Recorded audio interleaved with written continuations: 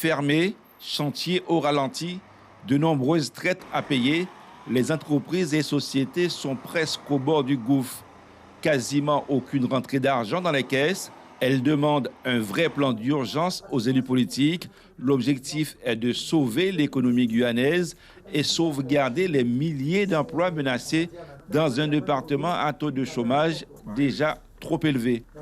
Les entreprises demandent à être payées dans les 15 jours par les collectivités locales après avoir déposé leurs factures en attendant les aides de l'État et l'augmentation du fonds d'urgence économique de près de 9 millions d'euros voté par la CTG et ses partenaires en début de semaine. Nous payons dans les 15-20 jours. Mais la deuxième question qui m'a été posée, c'est de surabonder le fonds d'urgence. Et là, ça mérite un vrai débat. Socioprofessionnels, syndicats patronaux et professions libérales sont mobilisés sur tous les fronts depuis le début du confinement. Les représentants réclament beaucoup plus de souplesse dans le traitement des dossiers de crédit au niveau des banques, le report du paiement des charges sociales et fiscales sur les 7 prochaines années et la relance de la commande publique.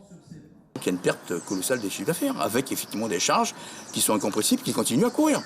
Donc il était important que la voix du secteur libéral soit effectivement portée. Paperasserie administrative beaucoup trop lourde sur le montage de certains dossiers et puis vraiment qu'il y ait ce remboursement au niveau de la sécurité sociale, qu'on n'ait pas forcément à le demander. Donc des rappels aussi à la loi, simplement, ce qui a été voté, pour qu'on ait de la trésorerie, qu'on puisse payer nos salaires et puis qu'on puisse passer le cap de cette difficile épreuve qui est le Covid-19.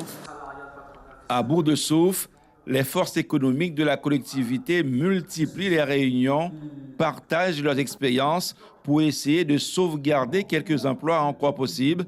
Ils veulent maintenir leurs activités au service de la population. Suivez l'info sur Guyana Première, télé, radio et Internet.